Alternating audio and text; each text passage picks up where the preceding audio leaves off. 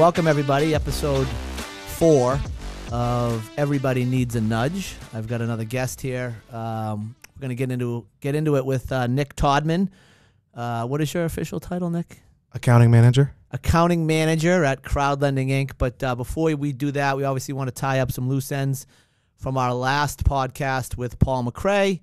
I'll give you my quick weekly update and some couple of items here in the podcast room that we should talk about. One, for our rabid fans out there, which we have so many of at this point, my sister Doris being the #1 fan, we got some new equipment.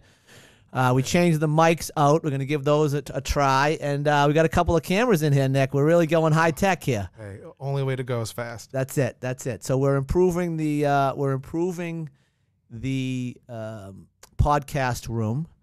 I had the pleasure of catching a giant fish this past weekend, Nick, 45 inches. Whew. Yeah, How big many boy. pounds?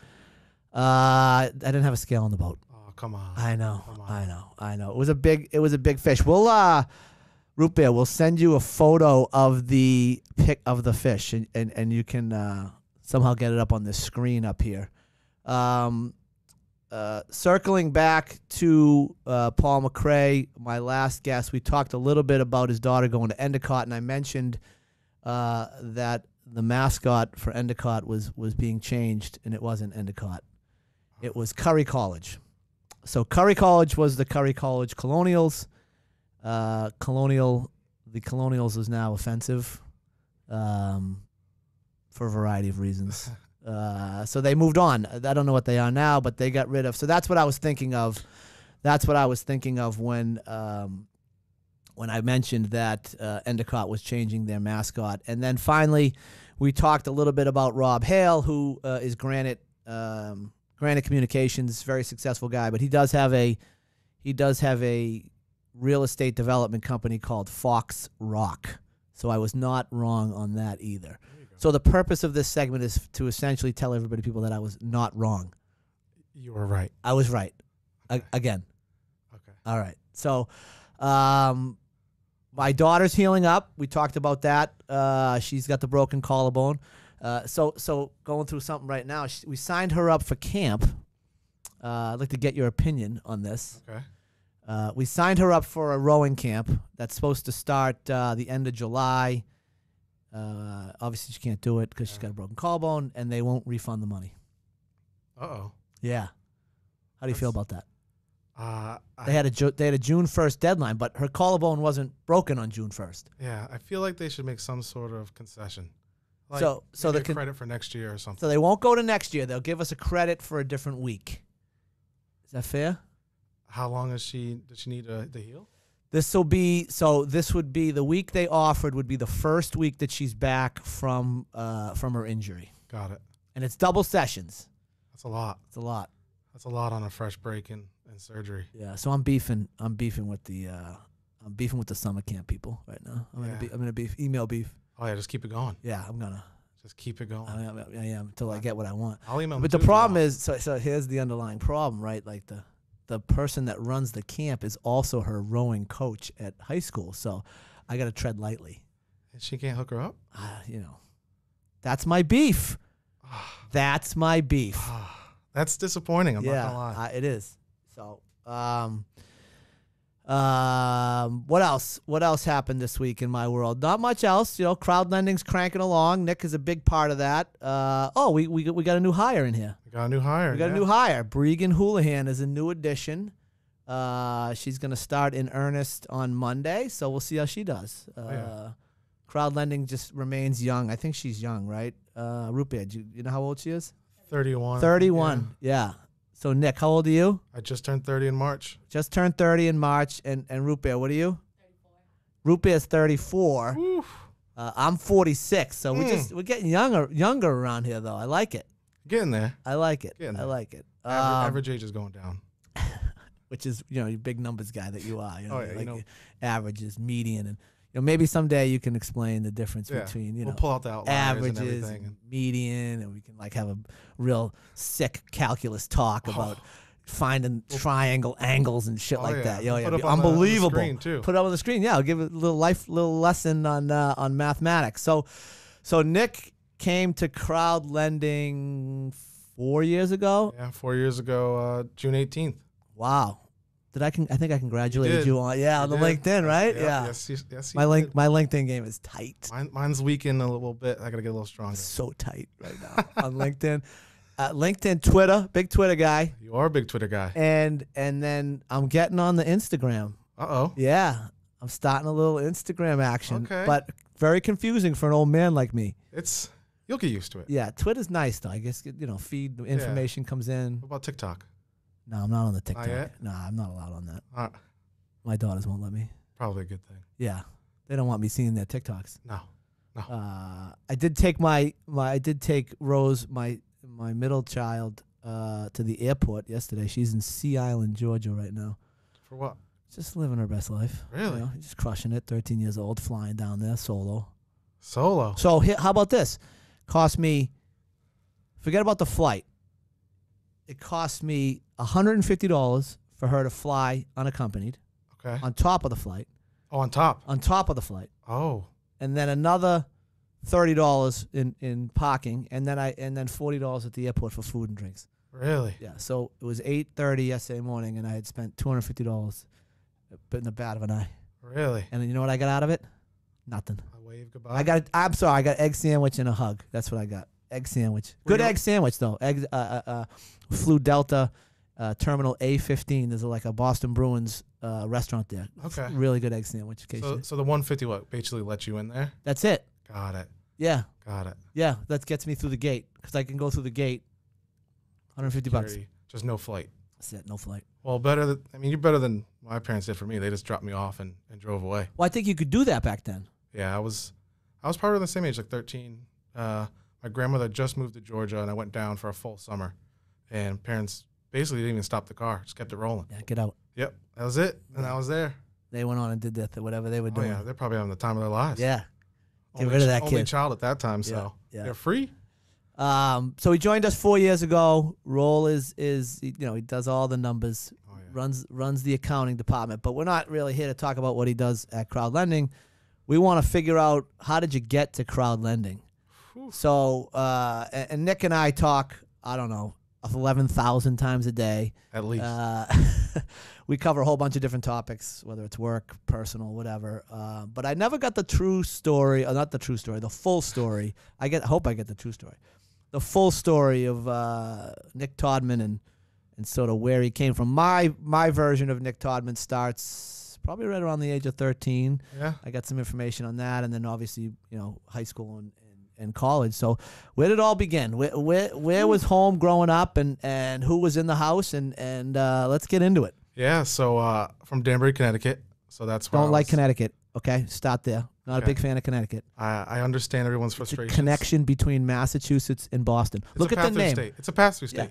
Yeah. Cut. No, you're not wrong. I know I'm not. I'm right again. Yeah. Maybe that should have been the name of the podcast. Right again.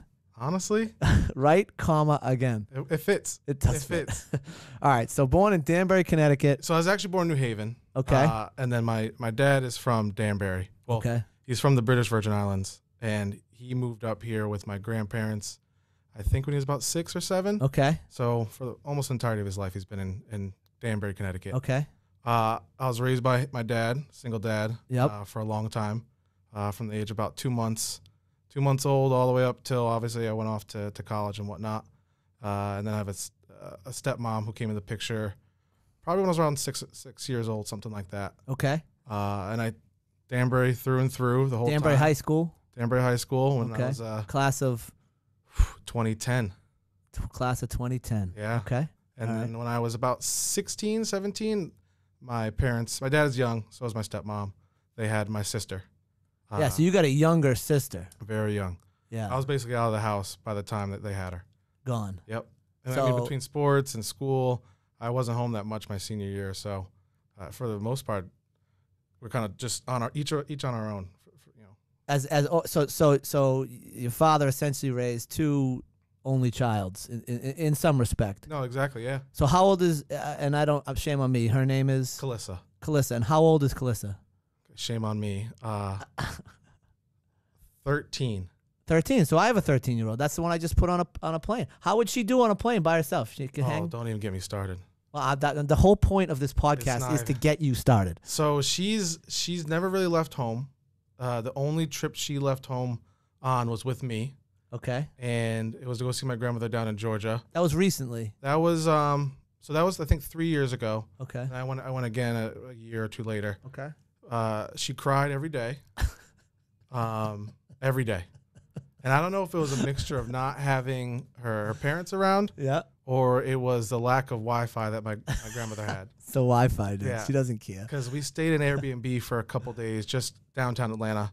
Wi-Fi was going strong, and she seemed to love it. Yeah. As soon as we got back to my grandmother's spot, cries, No Wi-Fi. cries, no Wi-Fi, Can't get on the phone. Can't do her TikToks. nothing. No TikToks. She lives on that iPad. Yeah. So I don't know how she would do. I don't think she would do well. I definitely think Rose is doing her thing. Yeah. Rose is. She's. She likes the Wi-Fi too, but she. I think she'll be just fine. I hope she's just fine. I haven't talked to her today. All right, but to back up, so you go to Danbury High School, Yep. So I went to Danbury High. play some sports there. Oh yeah, with the Mad Hatters. Oh yeah, he says. Oh yeah. Of course. Athletes. Oh yeah, athlete. Yeah. Oh, sorry. So when I was at Danbury High, I played football in the fall, and then I did indoor and outdoor track Okay. for the winter and spring sports. So, at the risk of being offensive here, okay, you're not a small guy. So how tall are you? 6'1". 6'1". In high school, I weighed about 280. So I was 6'1" at the same time. So about 6'1", 280, 285. So you were definitely like a wide receiver. Yeah, actually, I think I was the running back. Yeah. Yeah. I played a varying amount of positions, Yeah. mainly offensive guard, defensive end, and defensive tackle. Team's any good? The team, my junior year. That means no. No, unfortunately not. My junior year was probably our best year in terms of the talent. Yeah. And we did pretty well. And then my senior year, a lot of guys left, and it just wasn't there. Like I want to say, my junior year we had about 10 all-area conference athletes. So FCAC was the conference. Yep. And then my senior year it was just one. It was just me.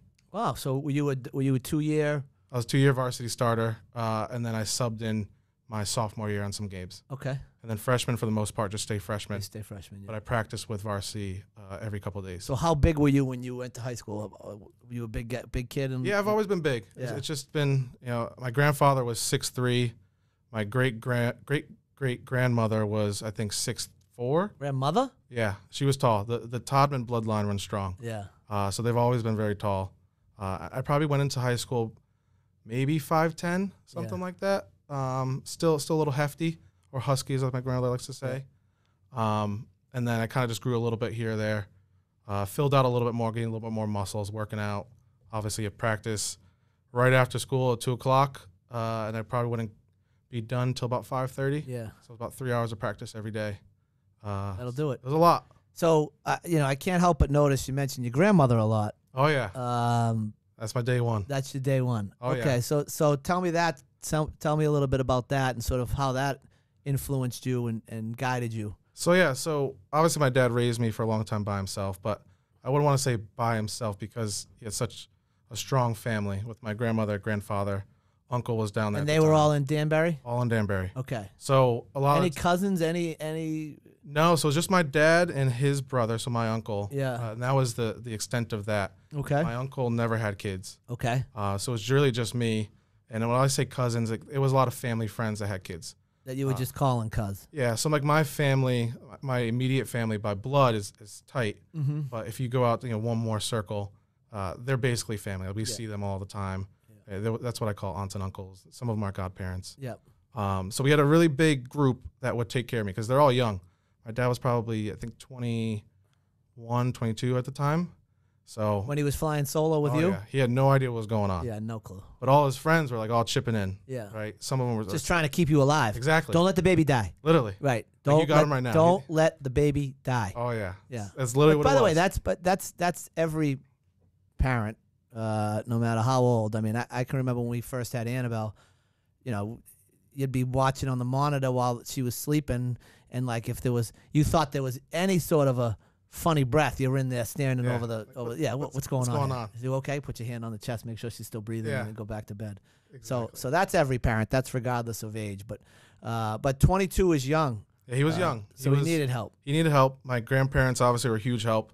I think we lived with them for a little bit while he got his own place because he wasn't ready for me. Yeah. It was just one day I wasn't known to him, and then the next day I was. And that was it. Went, got me, and here I am. And But here you are. he put in a lot of work. My grandparents helped a lot, so I stayed with them pretty much on the weekends. Take my dad some fresh air. Yep. My grandfather was a pastor. Yep. Big church family. So I would be in church from about 9 a.m. to about 3 p.m. Yeah. So we've talked about this in the past, and I'm always interested in how people view faith, how people use faith. My family was Catholic, but we didn't go to church. Yeah. It's essentially non-practicing Catholic, right? Gotcha. We would go on Easter, or we would go on Christmas, and then we did CCD, and then we got confirmed, and we went through all of those things. But once that was over, it was over. And my kids don't go to church now, but you went to church. Yeah. So as far as I can remember, I was in church. Yeah. All the way up until my grandmother moved down to Georgia after my grandfather passed. I stopped going. She was kind of the one bringing me all the time. So I stopped going. I still obviously believe and whatnot, but church was a huge part of our lives at that time. Right. So were you going to church because your grandmother made you, or were you going to church because you were getting something out of it? As a kid, looking back on it, I was going just to go. As a kid, that's all I just had to be there. But you learn a lot, and I look back on it, and I think it was definitely a good experience, and I definitely support it and helped shape me the way I am. You basically have another community outside of family and friends. Yeah. In church, I did a lot. So my grandfather was a pastor, so all eyes were on me. I was an usher for as long as I can remember. Mm-hmm. And then they had, I think quarterly, they did youth church or something like that. I can't really remember what it's called, but effectively the kids run the whole service. So every time that happened, I was called the MC. Like I was the You one. were the big dog. I was the big dog. Yeah, you got the effectively. mic. So I got the mic, and I was the one kind of going through all the updates, reading the scriptures. The sermon still went to the pastors, but I was kind of handling all that. So it helped shape me. I got to learn how to talk to adults more at a younger age. Just made me more comfortable overall. Yeah. So huge thing that I'm trying to instill in my kids and the schools they're at offer it is the ability to speak in public speaking, and the ability to get up in front of an audience, whether scripted or unscripted, and control the room is on a high level is super important. But again, getting down and being able to talk to an adult at 15, 16, 17 years old, or even younger than that, is such a huge life skill that I see a lot of kids missing. And I do, as you know, I do a ton of coaching, so I'm around kids. And you can see the ones that are comfortable having a conversation with an adult versus the ones that aren't. Yeah. And I just think that carries all the way through. So that's sort of the first nudge, as we like to call on the show here, is your grandmother making you go to church. Sort of teaches you to be interact with adults, gives you a little bit of confidence, maybe a little bit of maturity that some of the other kids your age might not have had. Which allows you to become sort of a leader later on in life. But gotta say that somewhat of a different family setup growing up for you. Oh yeah, very different. Yeah. Which to me was for the longest time normal, right? Yeah. And until later on, I started to realize it was very different. So when did you start that realization that, oh man, they got a mom and a dad. I got a dad and a grandfather and a grandmother. This is a little different. It was probably right around the end of middle school. Doing like sleepovers and stuff like that, and like, and obviously I always knew it wasn't a normal, household. But it was normal to me. Normal to you. Yeah, and then I started to see the interactions between, the parents and the kids and stuff like that. And obviously I was an only child. A lot of my friends weren't. So that's when I kind of really started to think like, this is this is not normal. Yeah. And it's different. And I hate to use that term, not normal, right? Traditional, maybe. Yeah, traditional probably. Yeah, so I started to realize that, which was cool because it gave me, I like to think, a little bit of an edge. I was outside the box already. Yeah. So it kind of gave me a little bit of maybe like a chip on my shoulder, and I did use that chip on my shoulder for a long time. The underdog. Yeah. Yeah. I like to be the underdog. Oh yeah. Much prefer the underdog than the favorite. I'm with you on that. You know, you feel like you could, whatever it is, you feel like you can play a little bit freer. You feel like you're more relaxed. You can really just be you. There's no expectations, so to speak. It's a win-win, really. But it sounds like there was a lot of love in the house. Oh yeah, there was a lot of love. Yeah. A lot of discipline. A lot of discipline. I needed. Your grandfather was. Grandfather, I got stories. Yeah. And one of them was. Careful, we don't want anybody getting in trouble. Trust me, I just changed the story. Yeah. You changed the one. You went through the Rolodex and switched it up. So my grandparents' house was a ranch style, and it had a sun porch or front porch, a 3-season room. Yeah. That connected pretty much the whole house. So it'd go into like their master suite, and then obviously everything fed around. I forgot what I did. Doesn't matter. It doesn't matter. But I know I was in trouble. Yeah. And it was to my grandfather. I started running. And I was small at the time, so I felt quick. Yeah. So I'm running around the house. I'm looking back. I see him chasing me. Run around, make a corner, boom, see him. All right, cool, keep going. I look back on the next straight. He was gone. Yeah. And I'm like, huh. And I'm a little kid, and like, I don't know that the whole thing connects. And, well, go around the corner after I look back. It grabs you. Grabs me. And he was a big guy, so his hands pretty much just covered my whole chest, scooped me up in the air, and I got a little bit of a whooping for that. Yeah. Yeah. But he disciplined me, and I thought it was, for me at the time, obviously it wasn't great, but looking back, you need that. It helped mold me a little bit. You need that. Especially an only child with one parent. It was tough just to put all on one person. Yeah. Yeah. So now you get to high school, you play a little football, but you really, at that point, there's some focus on track and field, right? Yeah, so I went into high school. I had played baseball growing up, Little League. I wrestled for 1 year. So baseball was really what I was planning on doing in high school. And football was really just to pass the time. And I was always too big for youth football. Yeah, Pop Warner. Yeah, because you weigh in. Yep, yeah. Exactly. So I would always be way too high. Yeah. I was always way too low, by the way. So my dad was like, "You're not playing with." I'd be like 8. Well, they won't let you. Yeah. They won't let you play because they're afraid you're gonna hurt somebody. Yeah, or you have to play. Like me, I was the one that they were afraid they were gonna hurt because they were like, "Look at this little runt over here." So I'd have to play with. If I was 8, I had to play with like 12-year-olds. Yeah. If I wanted to, my dad was like, "No." Yeah. So when I got to high school, I was going into high school. I was like, you know what?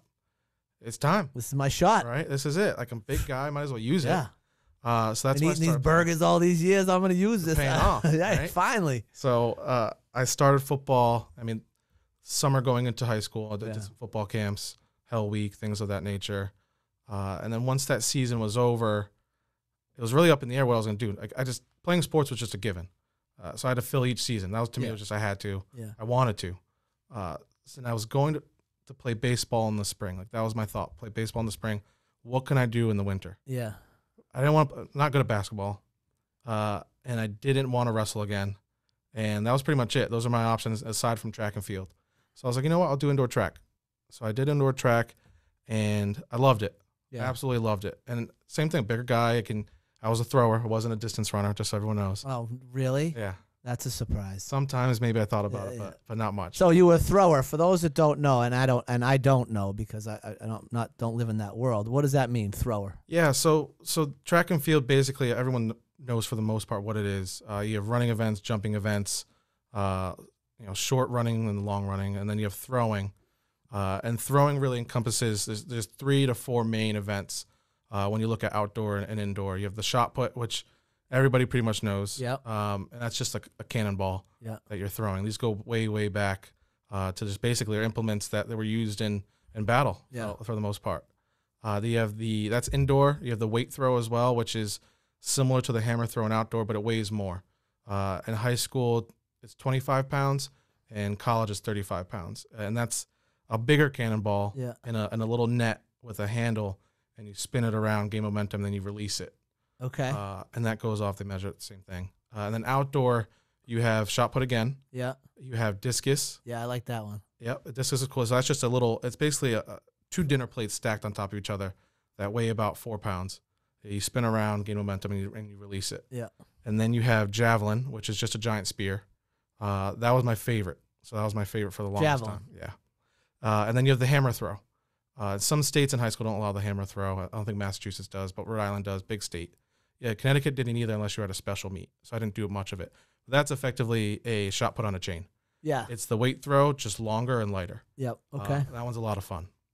So I did indoor, really only shot put for that freshman year. And at the end of it, people started practicing for outdoor, like just getting ready. And they have these they're called turbo javs. They're indoor javelins. They're about, 2 to 3 feet long, Yeah. rubber. They weigh just about the same, a little bit less. And you just throw those into nets and stuff like that just to get your technique down. Because throwing is as big as you are and as strong as you can be, like a lot of technique. It's all technique. So you'll see smaller guys do really well. Yeah. And you see the bigger, stronger guys that have a lot of technique do really well. Yeah. So it's all technique. So I was just playing around with it. And one of the coaches was like, hey, you're good at that. You should really think about doing outdoor. And I was like, I was going to play baseball. Right. And baseball in Danbury was really political. So growing up, it's the travel team is not who's the best player. It's, whose dad knows whose mom knows what. Yeah. This ties back to this ties back to what I talked about with Mark Gammons as far as, the political landscape of youth sports. And, Yeah. And it's been in existence forever. And, Mr. Gammons would say be better, right? So, and I know that's simplifying things, but if you are at the top of the pile, that you're going to get picked whether your mother knows somebody, your father knows somebody or not. So it sort of goes back to that. So I'm of that mindset as well. I don't think my dad was at the time. He didn't want to subject me to something like that. Yeah. Or he Protecting you a little bit. A little bit, yeah. Yeah. And wasn't going to play part of that system. Yeah. So I was looking at spring sports, and I was like, I'll do baseball, but it was always that political aspect. And I was like, you know what? Track is cool. And I was like, I probably do more in track and have more fun. So I said, you know what? Let's do it. So I did outdoor. And that's this is freshman year. Freshman year. So that coach who saw you throwing at that indoor gym turns you on to outdoor practice. Amazing coach, by the way. Oh, I love coach. I love coaching stories. Oh yeah, he's an awesome coach. Do you still talk to him now at all? I don't talk to him now. Yeah. I talked to him all through college. So you stayed in touch with him post high school? Yep. Yeah. I tell him about big accomplishments, throwing and stuff like that. He was a part-time coach. You should reach out to him. I should. You're right. I should. I am right. Again, here we go. Like I just right again. Tossing alley-oops here. Yeah, no, layup, boom. But he was an awesome coach. He really helped mold me into a better athlete. Yeah, and a better person, I'm sure. For sure. Yep. Through athletics. Yeah, I think it all goes on the same kind of path. Yeah. So he had obviously influenced me. I said, let's do it. So I started throwing, and that's so there's another little nudge. Another little nudge that pushes you in that direction. Oh yeah. Away from baseball. So it's obviously a series of nudges, right, that gets you to effectively Sure, that's the point premise of this podcast. So he nudged me into outdoor. We get it. Yep. You don't have to explain it to us. That's all right. I wasn't paid to do Root that. Beer and I got it. Okay, Yeah. We're the one putting this thing together. I'm so sorry. On a weekly basis. I'm just a fill-in. That's it. Yeah, I just couldn't find the guests this week. So I'm here. Yeah, so you're here. You're in the room next to me. Let's go. Get, All right, let's get in the podcast. Right. Yeah. 3 minutes notice. That's not true, by the way. No, it's not. Sorry. It's not. I'll make sure everybody knows the Yeah. truth. It was at least 3 days advance notice. But yeah, so he nudged me into outdoor. And that's where I felt I excelled at javelin. Javelin was my favorite, right? Throwing this giant spear. So have you ever seen, I don't mean to cut you off, but I'm going to. You're good. Have you, because I am the host. Have you ever seen the movie Revenge of the Nerds? I want to say I've seen snippets of it. I just don't remember it. Okay, so Revenge of the Nerds is a classic from, when I was a kid, and there's it's a story of a bunch of nerds at this high school, and they essentially they trick all like the cool kids into a whole bunch of different stuff, right? Yeah. But there's a scene, I think the character's name is Jamal, where he's like a brilliant engineer, Yep. and he comes up with an alternative javelin. Okay. And it's like it like bounces up and down. It's completely crazy, and then he launches it like 3 times as far as everybody else. Really? Yeah, it's a funny scene. It's a funny scene. And they're playing they're playing like the Olympic song as he's running down. It's Revenge of the Nerds, everybody. It's a good movie. All right, we'll check Root it out. Beer, you know about Revenge of the Nerds? Oh my She does. God. See this is the problem with having a young office around here. When was it released? I don't know, like 19. Go look it up. Look it up, Root Beer. Do your job over there. Jesus. I'm gonna say 1984. Revenge of the Nerds. That makes sense if you're in high school, yeah. 1984. Wow. Nailed it. And you Hold were- on. He was. Hold on. He was what? Right again. There you go. People are gonna think this is scripted, just so you know. I know, but Everyone's gonna be like, "What's going on?" I can't believe I got that right. I'm usually Wow. terrible. So anyway, I digress. So where does 4 years? So that's freshman year, Freshman year, yeah. varsity track and field. Yep. So I was obviously freshman football, JV track. So the way it works in track and field is basically you hit metrics, right? If you throw this far, you'll be this. If you throw that far, you'll be that. Yeah. And it all plays in with basically where you'll fall in line with the team and going into like championship conference season, right? Sure. So JV for indoor, which was for me was great at shot put. Yeah. I love that. And then I was varsity outdoor freshman year for javelin. Just for javelin. Just for javelin. Yep. Not for the 100-meter dash. No. Okay. I tried really hard, Yeah. but I just didn't get You're there. still running. Yeah. Okay. They just told me to stop. you got The 30 you got meter to mark, like they're the like, 50-meter mark, and all right, buddy, that's they enough. were already lining up the next race. And I was like, here we go. So I made varsity, and that hooked me. It hooked Awesome. me. And then I started to do obviously more and more. I did the same sports all throughout my high school career. Mm-hmm. And I think I then going into, I can't remember what year it was. I think I was a sophomore, or no, I was definitely a junior. Yep. Okay, here we go. I was a junior. I tore my labrum Okay. playing football. Second game. On your throwing arm, or would it matter? So it does matter. It was not my throwing arm, but it was my left shoulder. Yeah. We were doing, it was just uppers football practice, second game of the second week of the season. And there's a second string player, one of my buddies. He was trying to go a little too hard. Yeah. We're just an upper, so it's really just touch. Yeah. And he had Uppers, you mean upper gear? You don't have your. It's no just shoulder pad, yeah. just helmet. So Yeah. you're not doing full contact. Right. You're really just going basically half speed. So Yep. just tapping people, just really get plays in line. It was a day before a game. Yeah. And he had come flying through the line as we're just jogging through some plays. And I'm like, whoa. And I just turned my shoulder into him. And when that happened, I didn't notice at the time, but a little pop. I'm like, wow. I thought it was just a stinger. Mm-hmm. So I was like, just going to hurt a little bit sore. And didn't think much of it. Well, that was the second week. There's 10 games. And it kept getting a little bit worse and worse. And I kept playing through it. And I would get like wrapped up and massaged out, ice, heat, all of that whole season. And it's getting worse and worse. It just doesn't feel great. So at the end of my junior season, I was Football season. Football season, yes. At the end of the fall, I was like, I gotta go get this checked out. I gotta get this looked at. And they looked at like this is bad. So I tore my labrum in 2 spots, in the front and back. So a labrum, for anybody that doesn't know it, it's like I like to describe it as a dinner plate. So your labrum is a dinner plate. It's cartilage, and your bone sits in it, Mm-hmm. and the bone doesn't shift out of this plate. It's the thing of the bone as a beach ball. You put the beach ball in the dinner plate, it doesn't shift out because it's cupped. Yeah. Well, I took, basically some high impact and smashed 2 sides of it. So now the beach ball doesn't sit; it starts to rock. Yeah. So they had to fix. I think it was 2 in the front. So I put 2 anchors in the front. I got 3 anchors in the back, and I was fixed. Yeah. So I missed all of indoor season, junior year, and then it was a race for outdoor season to try and get the rehab was about 6 months for me. And since it's my left arm, which I'm throwing with my right, Yeah. but your left, and especially in javelin, you use a lot of it to pull you around. Yeah. So you're trying to whip yourself around. So I couldn't do that. Yeah. So the last meet of the regular season and outdoor, you have to, for championship season, you have to qualify. Yeah. So the last, I tell you, I'm at the meet. I still haven't been cleared, and they won't let me throw. I call my doctor. I'm like, I need to throw like right now, and it won't even be a big one. It'll just be a little one. I just have to make a throw, and I know I'll qualify. Yeah. So I find like everyone's getting over to the area. He's like, fine, you have 2 throws, and that's it. So doctor clears you to throw in the last meet of the season. Last meet of the season, in the regular season.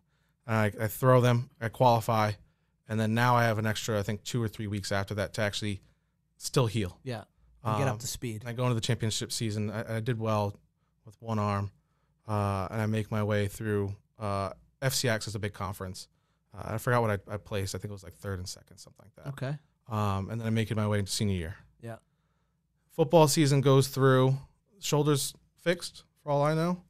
Last game of the season. Of your career. Effectively, yeah. Because Yeah.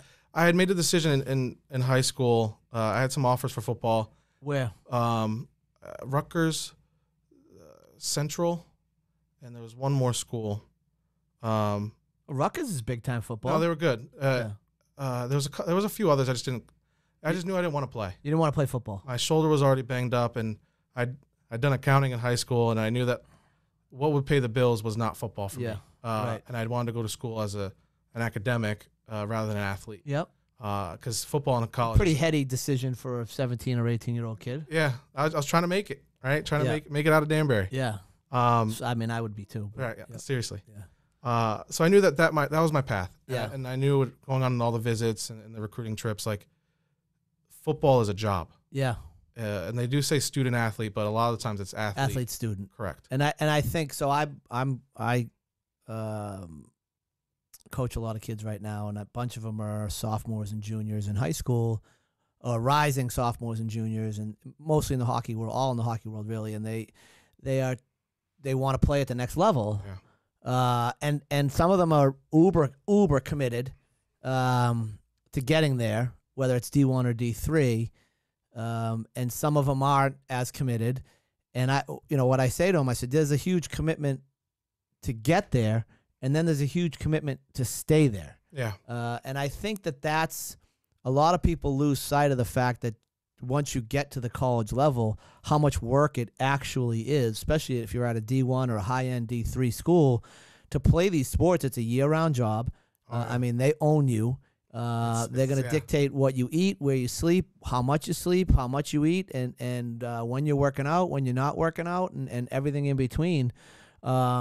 So you try to make sure that they understand that, and that's not a picture that is painted very well by either the coaches that come down and speak to these kids. They talk about the commitment to get there. They don't talk necessarily about the commitment once you're there, maybe because they don't want to scare these kids away. But it's also not talked about by the skills coaches or whatever that are trying to help these kids get there. It's all about we can get you there. We can get you there. Yeah. On the flip side of it is you could get there and you would be the flavor of the month in your freshman year, and then all of a sudden 3 more kids come in and they're playing the same position you're playing, and you fall out of favor, and now you're a sophomore or junior and you put in all this time and effort, and you're not seeing a lot of ice time or playing time if it's football or whatever. So, I try to instill in the kids that I talk to how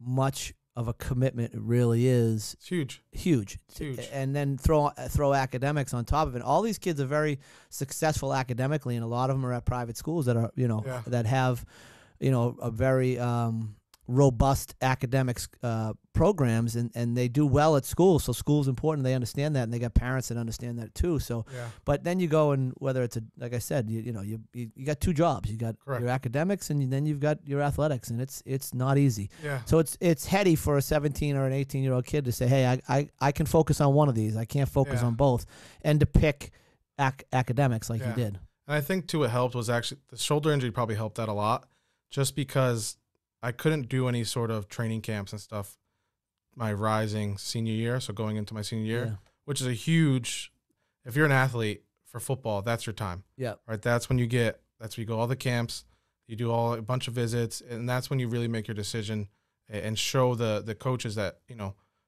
look for me. Yeah. My senior year, right?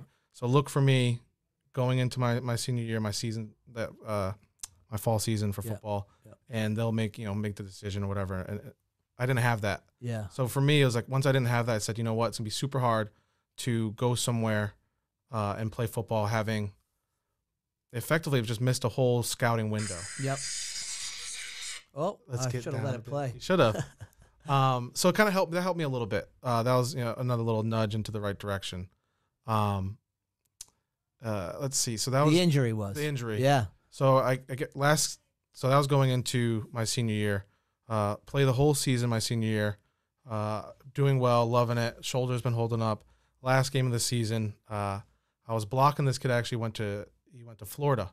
He was an amazing athlete, big guy. But I knew I could, him and I one-on-one. You can handle it. I could handle it. Yeah. So that was me, like, kind of like proving to myself that One last time. exactly that One last rodeo. that high-end Division I could have been me. Yeah. So I'm blocking this guy, and he's big. So with the big guys, you don't just go straight up; you work them, right? It's a little bit of thinking and strategy, Sure. Footwork, handwork. letting him use, like, using his strength and speed to his to my advantage, his disadvantage. Sure. So I'm guiding him out away from the play, and my fullback runs into me, and I have the guy out like this, and he hits my elbow and upper arm, bends my shoulder in, and dislocates out. Oh, man. And at that point, I retore Everything. Yeah. So I was out the rest of that game. Tried to get back in, couldn't raise my arm 3 inches off the side, so they wouldn't let me in. So that was tough.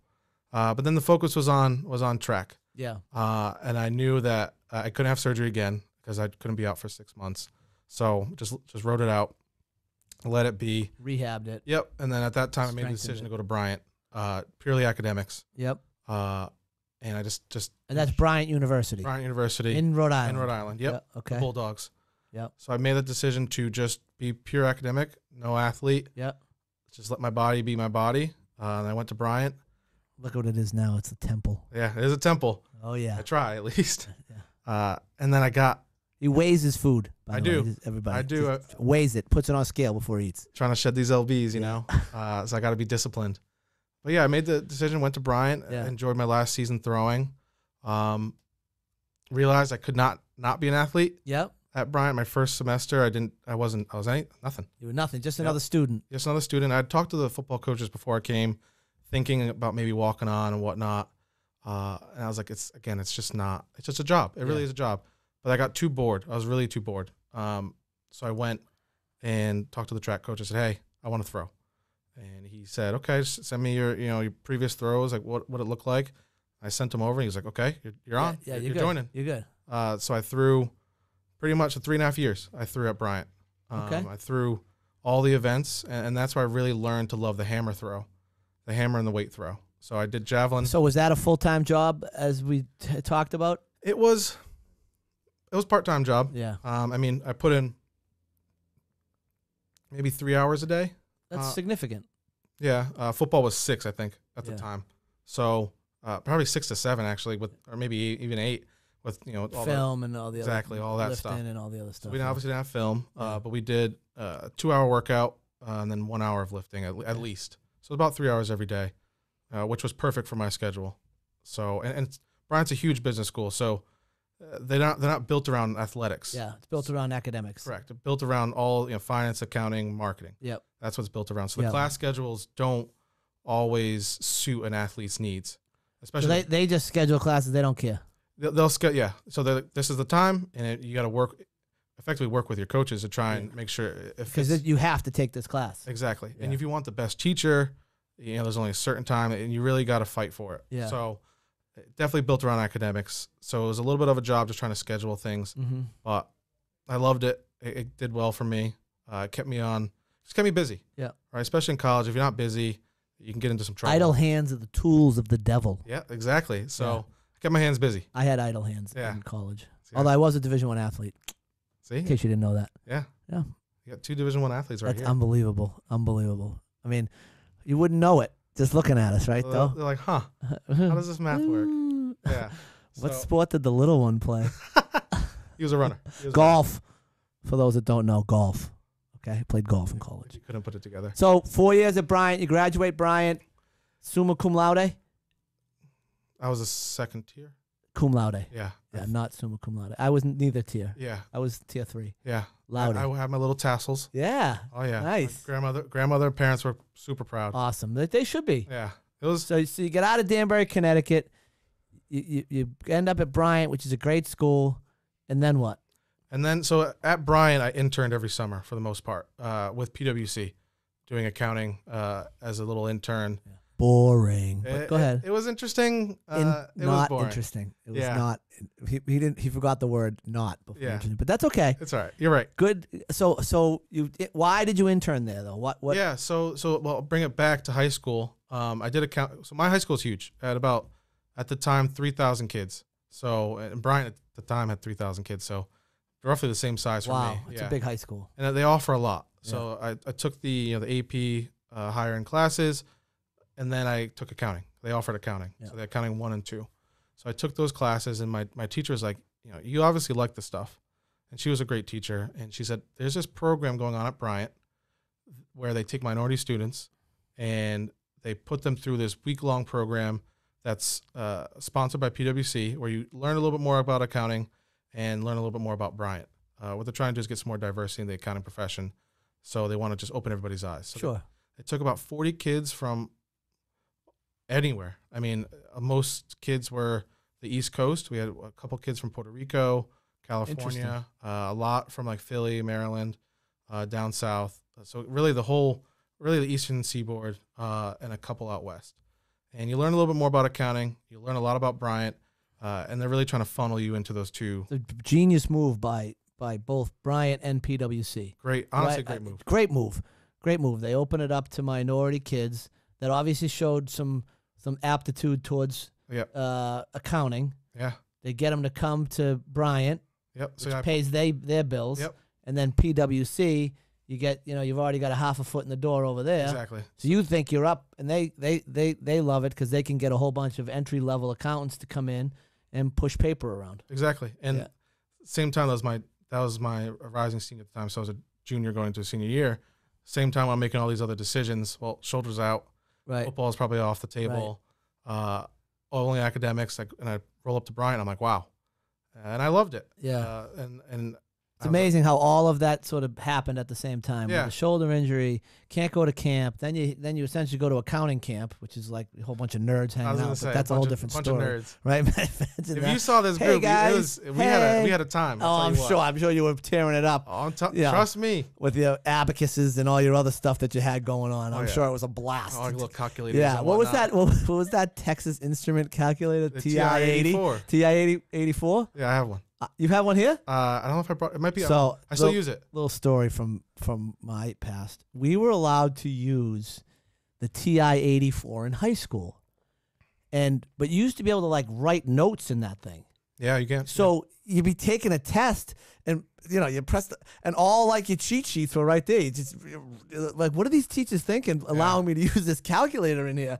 Oh, Root Beer's over here raising her hand. Yeah. You did the same thing. I'm sure everybody used the TI-84. It's the greatest cheat sheet in the history of cheat sheets. That's why they cost so much money.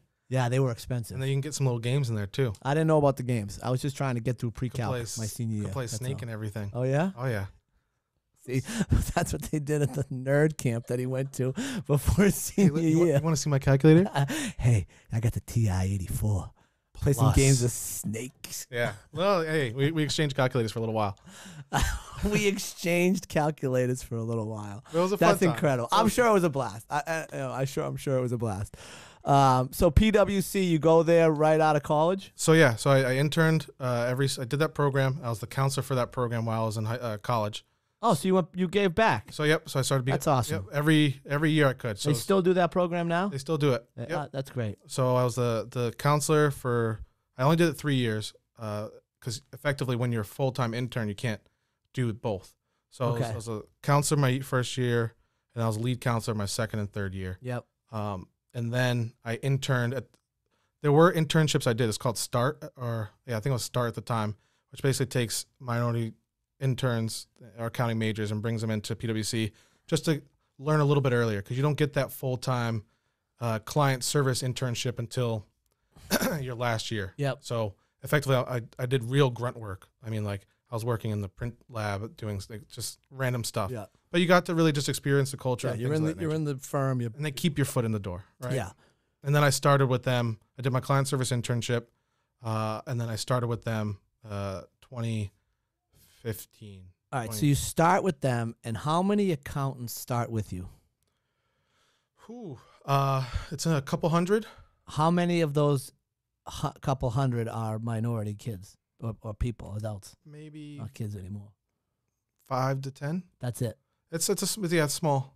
So of the start internship, which I think was about 40 kids, only, I want to say maybe only not even half, because it does span a few. I would say maybe about 20, which would be called right down the middle, and then half of that actually started with PwC. Started with okay. Yeah, so I would say about 10, roughly, give or take.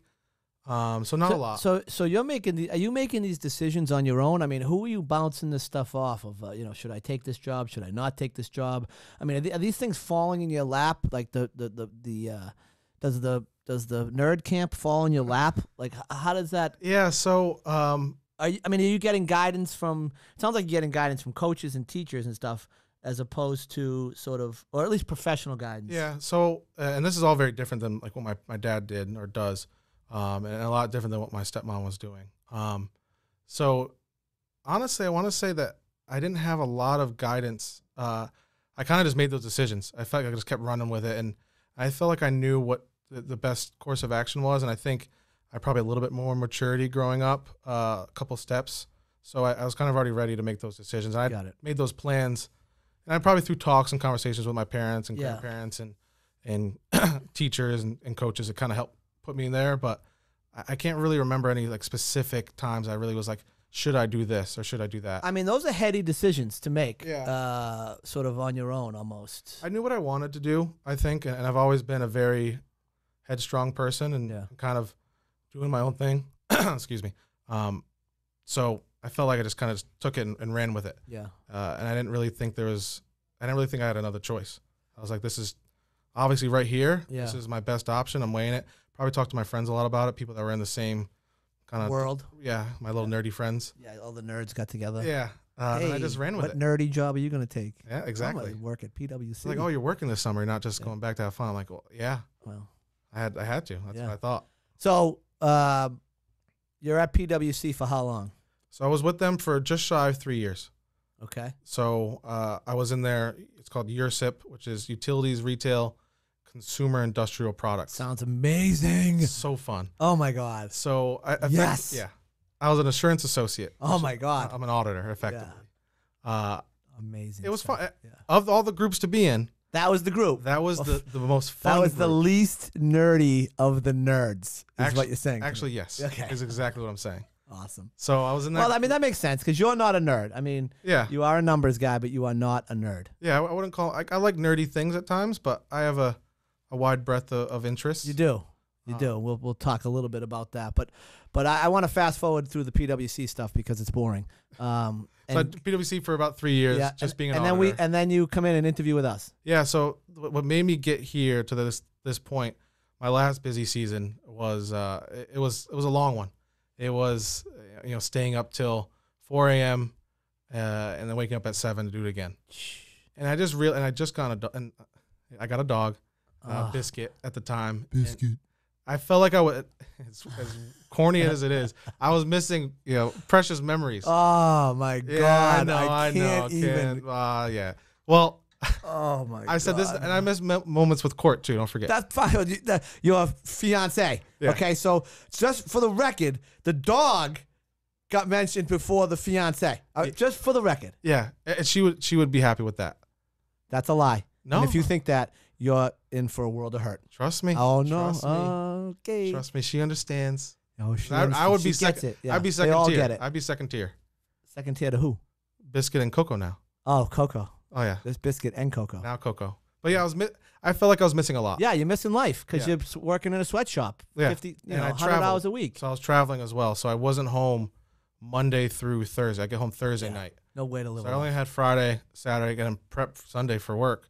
So I was just missing a lot. And I knew probably 6 months before that I'm done. Yeah. And I told everybody, was like, what's your plan? I'm like, I'm not doing this anymore. I'm out. I was like, just not what I want to do. I talked to my senior. I was like, you love this. You excel at it. You love it. Like you want to do it more. You see yourself going up and up and up. For me, I don't see past this. Yeah. So I was like, I want a life. Yep. So at that time I started looking around and, this opportunity came across my desk and I'm like, I love real estate. So always watching HGTV, DIY, just all this stuff that fake real estate stories. Fake real estate story. but it interested me. No, I get it. You're interested in real estate. Got my foot in the door. It was my little nudge. Yeah, little nudge. So Piqued your interest. yep. So this came across my desk. Piqued. Piqued. Oh wow. Yeah. I like that. Well, I'm a linguist. This is true. Yeah. So that crossed my desk, and I Right said, again. "This is always, always." But the opportunity was cool. And I was We're like, killing Root Beer right now. She's loving dying laughing right "We now. gotta get her a mic just to hear it giggles." They probably could pick it. It probably picks it up. Definitely picking it up. Well, I'm glad she's loving it. So this came across my desk, and it was very different from what I was obviously used to. Sure. But I love that aspect of it. Right. Yeah. I went from this huge firm, and I was looking at this little, at the time, mom and pop shop. Pop and pop. Pop and pop. And I would have been, the fourth employee? Fourth employee, buddy. Yeah. Longest tenured now. This is true. Longest tenured crowd lending employee right here. Yeah. Nick Todman. I'm sure I'm hear all about that in his review. Oh, yeah. Oh, yeah. We're going to play this podcast. Oh, in yeah. our review. But, yeah, so this came across, and I just love the environment. I was like, it's Pop and Pop. These two cool guys. Oh, that's nice. It felt more like, obviously, we love sports. Most of us here Yeah. have played. It felt like a team rather than just, I don't know, just like a job and boss and subordinate level. It felt more like a collaborative effort, Yeah. which really piqued my interest. Well, that's sort of what we try to push here, right? Like we want everybody involved in everything, right? So, and we try to listen to everybody's ideas. I mean, this was Root Beer's idea to do this podcast. She's been pushing for, I don't know, 6 months to get it done. So we try to listen to everybody's ideas, and I'm glad that sort of came across in the interview process, because it is one of the things that we try to do. But Chris and I have never sat down, and it's funny because I had a conversation with my sister who listens to this podcast, and she, after the first podcast, she's like, oh, there was a message there, and then after the second podcast, she's like, oh, this was the message that I got. And we don't sit down before these podcasts, or we don't sit down before we started crowd lending and say, this is our theme, or this is our theory, or this is our message. It's just like, go be a genuine person, and attract other genuine people and that are smart, and let them do their thing. Yeah. It's either Bill Gates or Steve Jobs said, you don't hire smart people and then tell them what to do, right? Yeah. You hire smart people and let them do what smart people do. And if true. you're not listening to those people around you, then you're the idiot, right? And Missing out. so it's nice to hear that that came across in our interview process. We had probably had 3 or 4 interviews, right? Yeah. And I was, at the same time, I was interviewing other places, and I had come down to a few that I actually wanted to pursue, and I got effectively offers from them, and I kept coming back, and I was like, I was finding reasons to not. It was weird. Like, I kept finding reasons to choose another place. I was like, well, they do this, but I'm like, but I kept coming back to this. Yeah. And I was trying to find maybe reasons not to pick crowd. Yeah. Right. And I couldn't find them, so I was like, just trying to search for them. And I said, if I'm doing that, right, if I'm trying to find other reasons, that's the place I want to be. Right. Right. Or I was like trying to find reasons to pick somewhere else. Yeah, and you couldn't. And it was tough. Yeah. And I was like, well, it could Because be we're the this, best. could be that. But I was like, if I'm doing that, my gut, my subconscious is saying this is it. Yeah. So I said, So you listen to your gut. Yep. I love it. Big proponent of listening to. Well, so that goes back to sort of like what we were just talking about. You making these decisions without an outside voice. You had an inside voice guiding you along all the time, and you weren't concerned with what other people were doing. You weren't concerned with what other people thought, or what the anticipated career path was supposed to be, because you're at PwC, now you're in the grind, and you go from there, you go to now you're a senior vice president or whatever, you climb that ladder, right? So you obviously listened to your internal voice, and I think that's an important part of your whole life, right? 100%. I mean, you listen to your internal voice when it came between picking baseball and track and field. You listen to your internal voice when it was like, okay, football's done for me. You listen to your internal voice when it was like, I'm going to go to Bryant. And you're making these decisions all along, and then all the way up to now, sort of listening to your internal voice when you're coming in my office and sort of giving us advice on or your thoughts on what we should do. Yeah, your opinions, and you're some are listened to and some aren't, right? And that's the nature of being part of a team. Like not everything's going to be. I'm not right all the time. No, I don't. No, I like you. Correct. Well, but I'm right after you're wrong. So I'm right, you're wrong. Right, but Yeah. I'm using your information to make sure that I'm right. So that Yeah. my rightness, you're part of my rightness. I guess is what I'm I trying. like that. You complete me. Can we, is what can it we comes clip down that? to. You clip complete that. me. Yeah, clip it. I like that. Clip it out. In. But yeah, no, I think and I want to say, Amy, she's- Root Beer's over here making heart symbols. she's dying over there. I want to say that what helped me a lot is Malcolm Gladwell in that book Blink. Yeah, which I read. And I'll tell you, like, I love that book. Probably Great my book. favorite book. Yeah. And I read that in AP Psychology as, basically. Second time he's mentioned that he took AP classes, by the way. I think he's trying to get something across. I was a smart guy. Smart guy. Yeah. I graduated college with extra credits too. Sorry. What? Oh, that's great. You have who's good? Who do you use those extra credit with? I go So- down to McDonald's and get a burger. I get some extra credits here from Brian. All right. Here we go. So, as a accounting major and worked for PwC, I had to demonstrate 150 credit hours Okay. to sit for my CPA exam. So you graduate normally with. How are we doing with that CPA? I'm cruising. Okay. I'm cruising. So you graduate with 120 normally. Yeah. I basically never used my high school credits that transferred in, which was about 12. And so I graduated with 132. So when I did and this is all part of the plan, right? Yeah, So I did think, I was a long-term thinker. I thought a few steps ahead, like this is what I have to do. So I said, I'm not going to use these. And that's like kind of figured that out through college. I was like, I'll just keep taking classes. Yeah. Because classes weren't that bad. It's And you liked it. You Yeah. you liked the subject matter. You liked taking the class. You liked being busy. So why not? yeah. So I was like, just keep going. And I'm paying for them. Yeah. So I might as well take all of that I can get. So I graduated 132, which meant I only had to take 18 other credit hours. So effectively 6 classes. Yeah. So I did those online. And I took things I liked, like I think philosophy, real estate, tax, real estate law, some other like random things that piqued my interest. Yeah. So I got to the 150. Got it. So that's why, I hinted at it. I forgot where I was going. Took all my AP so Blink. classes and So extra credits. I'm better than you at everything, but that's okay. you said it, not me. So I read this book, Blink, which is about your subconscious. And Awesome basically, book. your body and your subconscious knows things, obviously, before you even realize. And I think that kind of told me to keep an open eye and keep an open mind to like what's going on in my life and my body and try and listen to effectively what I'm saying, just not saying yet. You know what I mean?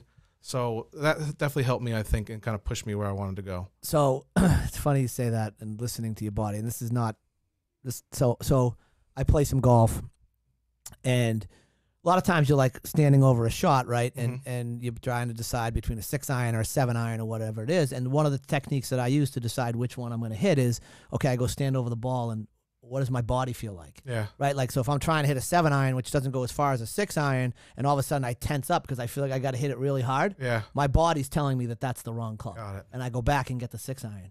Yep. And then all of a sudden I relax and I can hit a good shot. Right? Yeah. That's so just and Blink. I'm simplifying what's in that book, Blink, but that's essentially it, right? Yeah. I mean, it's your body tells you almost or knows almost immediately what the read is, what the right decision is, and Pick I up on use those it. cues. I use it all the time in business when I sit down with somebody and start to get a read on them. Like, what's my initial reaction? Yeah. Physically, physically, do I not want to look at them? Do I make eye contact? Do I not make eye contact? Do they make me feel uncomfortable? Does the conversation make me? What's my body telling me about this meeting? Forget about the content of the meeting because, anybody can tell you anything, right? 100%. Chris, my partner, one of the founders here at Crowd Lending says all the time, people lie, numbers don't, Yep, and exactly. it's very true. Right. 100%. And we're very, very numbers driven here. But we have meeting after meeting after meeting where we sit down with guys and they've got these pipe dream projects. So they've got 5 projects going on and they're looking for funding and they've got a million other lenders that they've used and they have perfect track records. And you're like, something's not right. And so there's an old saying that I took out of law school that doesn't pass the smell test. Yeah. And essentially something doesn't smell right here. And I say that to Chris all the time, like something doesn't smell right with this guy. Like Yeah. there's more to the story, or woman. There's more to the story here. And that's that book Blink, right? I mean, essentially, and you've used it your whole life. Yeah. You've used sort of that internal measuring stick to make these decisions about which path your life is going to take and how you ended up at Crowd Lending is, the fourth employee and the longest tenured at this point. But I use it in athletics. I use it in coaching all the time. Like it's amazing what how your subconscious works. And I don't pretend to be a psychology major. All I was a sociology major in college. Nurture versus nature. Yeah, and that's probably a conversation for another day. But I do listen. You got to listen to your body. Yeah, and I think the people that excel, like the pros at anything, the masters of whatever they do, sometimes they can't pinpoint it, right? Like they don't know what they're like, why they made that decision. They just know it just didn't smell right. So something's making me not feel great. I don't know what it is, but something's just giving me that inclining that I'm not 100% there. Yeah. Or just like your body, you're starting to tense up. And the people that could pick up on those little cues faster can be a little bit more successful in whatever they're doing. Yeah, I mean, I think the story about the art, I think it's actually might be the first or second story in that book, Blink. They go the museum buys a piece of art, and they have all the lawyers check out all the background paperwork, and they have all these people come in and they authenticate this thing, and they pay $1 gazillion for it, right? And then some famous art guy is walking through the museum and he sees it, or they unveil it to him, and he's like, "That's fake." Yeah. And he knew right away, and as it turns out to be fake. And they had gotten appraises, all of this done, and it was authenticated. Yeah. And this guy that's been doing this and looking at this stuff for his whole life was like, no, something's not right. Something's not right, and it turns out that it was a fake piece. They paid up for it too, millions and millions of dollars for this piece, and it was like the showpiece of this museum. Yeah. And then it was revealed that it was fake, and the museum was like, well, how do all these people say it's real but it's fake? And it's almost like, okay, well, again, people lie, numbers don't. But that guy's visceral feeling that he had, they looked at him like he was crazy. But Malcolm Gladwell also wrote the more known book that he wrote is Outliers. Right. Outliers. And then the hockey world, that's a big book because he's got a chapter in there that talks about how, the majority, and I think his data is a little outdated at this point, but the majority of the hockey players that were playing on the high level national teams, whether it was overseas or Canada or U.S., were all born, or the majority of them were born essentially in the first quarter of the year. And then, even a larger chunk were born in the first half of the year. Yep. Theory being those kids were bigger and stronger, faster than the younger kids of the same birth year, so they got elevated to better teams. They ended up getting better coaching. They ended up getting more practice time, which just furthered the gap between the boys and girls that were born in January, February, and March versus the kids that were born in September, October, November, and December. And to this day, not so much anymore because my friends are a little bit older now, so we're not having kids. But when they were having kids, it would be like, oh, what's, little Johnny's been born. Yeah. What's their birthday? And they're like, oh, January 8th. Like, oh, great hockey birthday. That's a great hockey birthday. Because now that kid, that boy or girl that's born on January 8th, take my son Hank, he's a 2010 with a November birthday. So all his life he's been competing against kids that are 11, potentially 11, 10, 9 months older than him. That's a lot. It's a lot. Especially as a kid. As a kid, it's a lot. The delta between a 9-year-old and a 10-year-old is huge. But I always say, that catches up. So when he goes to high school, he'll be one of the oldest in his class. Yeah. So all the years of playing against these kids that were older will have helped him because he'll be used to playing against older kids. But now the kids in his grade, he'll now be the older kid. So, who knows? I mean, but that's the Malcolm Gladwell book is well known in the hockey community because of that particular. Yep. But that's also a great book that has a bunch of great stories. All of his books I love, all of them. Yeah, I mean they're a little redundant. They get a lot of the same themes. You could say that. Yeah, I mean you don't need 42 chapters to say the same thing. Yeah, I think he could trim it down a little bit, but he's it's well written.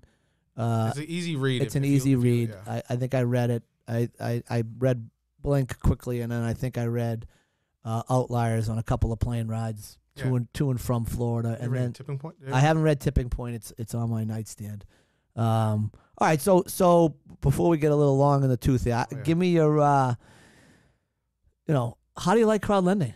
I love it. I really do, and I'm not. All right, that's a wrap. Not being paid to say that, and I'm always very honest. Everybody will know that.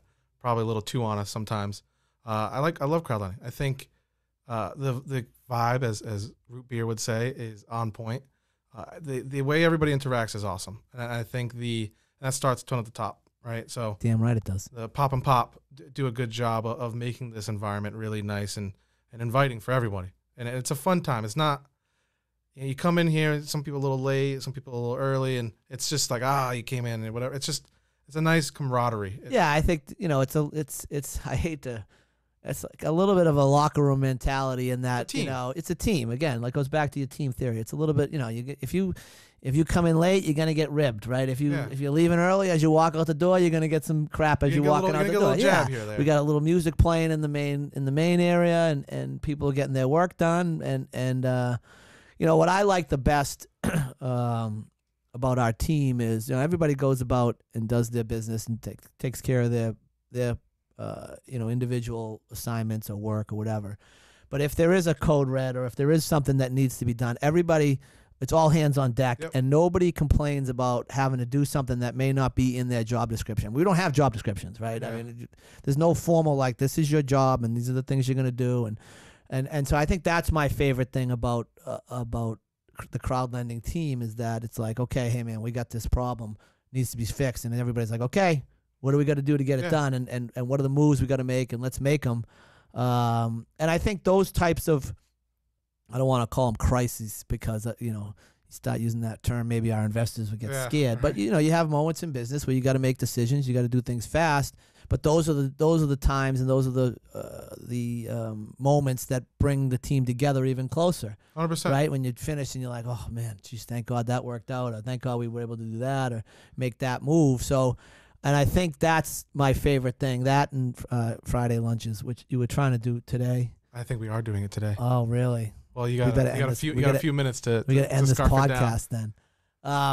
So, I think as we walked through your life, and it's not easy. It's not easy to talk about your life, but my takeaway mainly here is that, you listening to your internal voice, the nudges, your nudges came from inside you. Yeah, I think a big internal nudge, and I think everything that surrounded me helped me understand that my internal, going to church and my, big family friends and all this stuff kind of helped me make sure I knew how to listen to me and look out, from within. Well, yeah, because I guess the flip side of it, the flip side of having all those people around and being part of church, right? There's a lot of voices. A lot of voices. And then you're at PwC, and there's a lot of voices, and there's a lot of people going on different paths. There's a lot of noise. There's a lot of noise, and you knew enough that your life nudges, were going to come internally. Some people get them externally. I would say mine are probably more external than internal. Mm-hmm.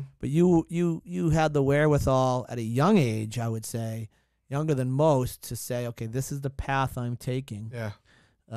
And no one's gonna sway sway me either way or move me off. For good or bad. For good or bad. That's it. For good or bad. And now you get to enjoy the good, you get to enjoy your decisions, and had you made bad decisions, you would have suffered that, but you would have worked through them, and they all would have been part of who you are. Exactly. But I think it's a nice story that you listen to your internal nudges all the way along. Yeah, because it brought me here. Because it brought you here. That's it. Sitting at the table with the big man. Oh yeah. Oh yeah. Big little man. Yeah, the little big man. Little big man. Okay. Yeah, not the big little man. Sorry. That would be you. Okay. Yeah, little being below me. Okay. I don't know, that joke bombed. That's okay. 50%. That's all right. I have a joke. You can't hit all the time. So I'm gonna tell one last story, one last joke, and then I'm gonna sign off here. But so I have two sisters and a brother, and we get together a lot, and my brother's a very funny guy, and so we're always telling stories, and we're telling jokes, and we're ripping on each other, and I always say, so if you tell a joke and it bombs, I always say, well, I'm just shooting for 50% here, 50%. And that line always gets my sister Doris to laugh. So I say, no matter what, I'm at 50%, because I just got to throw the 50% line out. You'll get her. And I get her. There you go. So I'm always at 50%. Like so that. I appreciate that from my sister Doris. She always laughs about that joke. So, well, thank you for coming on. Always. We probably could have gone for another hour, but I think the food arrives in about 4 minutes. So we got to eat. Big man needs to I was eat. just to say, big boy needs He's to going to eat. go get his scale. He's going to weigh his food. Yeah. I will. I will. But thank you for coming on. I think it's a great story. I think you're a great story. We love having you here at Crowd Lending. And for everybody out there, if you ever need anything, don't hesitate to call because, as we know, everybody needs a nudge. Thanks, Nick.